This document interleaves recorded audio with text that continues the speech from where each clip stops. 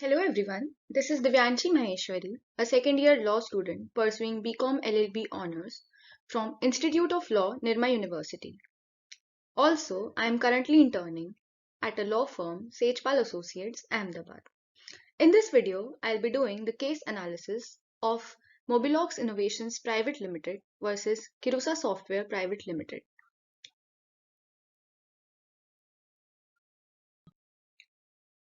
So first, let us understand what the Insolvency and Bankruptcy Code 2016 aimed to do. The 2016 Code provides for a time-bound process to resolve insolvency.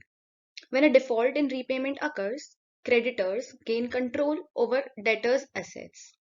For that, they must make decisions to resolve insolvency within 180 days. To ensure an uninterrupted resolution process, the Code also provides immunity to debtors from resolution claims of creditors during this period. The Code also consolidates provisions of the current legislative framework to form a common forum for debtors and creditors of all classes to resolve insolvency. In cases of payment default, the corporate insolvency resolution process can be initiated by the operational creditor. The CIRP process shall be discussed later in the video. First, let us understand what is Corporate Insolvency Resolution Process or CIRP. So, it is the process of resolving the corporate insolvency of corporate debtor in accordance with the provisions of the code. The trigger for initiating the CIRP is the default by the corporate debtor. The process of insolvency of corporate debtors under the code applies where the minimum default amount is Rs 1 crore. CIRP is a recovery mechanism for creditors. If a corporation becomes insolvent, a financial creditor, an operational creditor, or the corporate itself may initiate CIRP. Now, what is financial creditors? So, financial creditor could be any person to whom a business debt is owed or a person to whom such amount is legally assigned or transmitted. For example, banks or other financial institutions. And operational creditors could be any person to whom an operational debt is owed and includes any person to whom such amount has been legally assigned or transferred for goods or services done by them. For example, vendors and suppliers, employees, government, etc. CIRP is initiated after making an application. It is a process through which it is determined whether the person who has defaulted is capable of repayment or not. So, if a person is not capable of repaying the debt, the company is restructured or liquidated. Now, let us look at the brief facts of the case. So, the appellant, Mobilox Innovations Private Limited, was engaged in a Star TV program, Nach Baliye, conducting telephonic voting mechanism. The appellant engaged the respondent company, Kirusa Software Private Limited, for providing various services relating to the TV program, and the parties also executed a non-disclosure agreement. The NDA stipulated certain conditions, such as confidentiality obligations toward the Mobilox Innovations Private Limited. During the term period, Kirusa raised necessary monthly invoices for the rendered services. However, Mobilox informed Kirusa about the payments that were subsequently withheld due to the breach of NDA obligations. Kirusa sent demand notice to Mobilox under Section 8 of the Insolvency and Bankruptcy Code, which we'll look at later in the video, due to non-payment. Mobilox's response to the notice stated that there was a bona fide and serious dispute between the parties, inclusive of the breach of obligations mentioned under the NDA. Now, what are the key issues that this case deals with? So, the first is the scope and ambit of the terms, dispute, and existence of dispute for determining the maintainability of an application filed by an operational creditor under the IBC code. Number two is whether the existence of a dispute by itself without the record of initiation of any suit or arbitration proceedings in relation to it is sufficient to make any application for insolvency resolution at the instance of operational creditor unsustainable. Number 3 is whether the expression "and" occurring in section 8 subclause 2 of IBC code may be read as "or". Before moving forward, let us first look at the relevant sections of the IBC which are related to the case. So first is section 3. Subsection 12 of section 3 explain the term default, which means non-payment of debt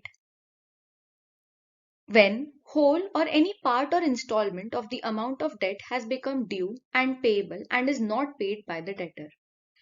Next, section 5. So subsection 6 of section 5 defines dispute, which is pending in any suit or arbitration proceedings related to existence of amount of debt or quality of goods or services or breach of a representation or warranty. Next is section 8, which describes insolvency resolution by operational creditor. So an operational creditor on the occurrence of default may deliver a demand notice or a copy of invoice demanding payment of amount or and then the corporate debtor shall, within a period of 10 days of the receipt of the demand notice or copy of invoice, bring to the notice of operational creditor either the existence of a dispute or the repayment of unpaid operational debt. Here, demand notice means a notice served by operational creditor to corporate debtor demanding repayment of debt in respect of which the default has occurred. Lastly, section 9, which describes application for initiation of CIRP by operational creditor. So after expiry of period of 10 days from the date of delivery of invoice or notice demanding payment, if the operational creditor does not receive payment from the corporate debtor or notice of dispute, the operational creditor may file an application with the adjudicating authority in the prescribed form. In case of any dispute between the party can first move to National Company Law Tribunal, or commonly known as NCLT. So in this case, Kirusa Software filed an application before the NCLT Mumbai for initiation of CIRP of Mobilox. Here, NCLT rejected the application on the grounds that Mobilox Innovations had issued a notice of dispute to the operational creditor, that is Kirusa. So in case any party is not satisfied with the decision of NCLT, it can further appeal to NCLAT, or National Company Law Appellate Tribunal. So Kirusa Software appealed to NCLAT. Here, NCLAT allowed Kirusa's appeal on the ground that Mobilox's reply to the demand notice was not an existing dispute, or it did not mention the repayment of unpaid operational debt. NCLAT further stressed upon the interpretation of the term dispute, stating that a dispute would not be limited to only arbitration proceedings. Further, if any party is not satisfied by the decision of NCLAT, it can reach to the Supreme Court of India. Thus, Mobilox Innovations went to appeal before the Honorable Supreme Court. The Supreme Court allowed the appeal by Mobilox. The Supreme Court was of the opinion that the breach of non-disclosure agreement was sufficient to construe the existence of a dispute to invalidate the CIRP application. Further, the word "and" occurring in section 8 subclause 2 must be read as "or", as stated by Supreme Court. The Honorable Supreme Court also held that existence of dispute proceeding necessarily be pre-existing, that is, it should exist prior to receipt of the demand notice. Thus, a new test, plausible contention, was provided by the Supreme Court to determine the existence of dispute.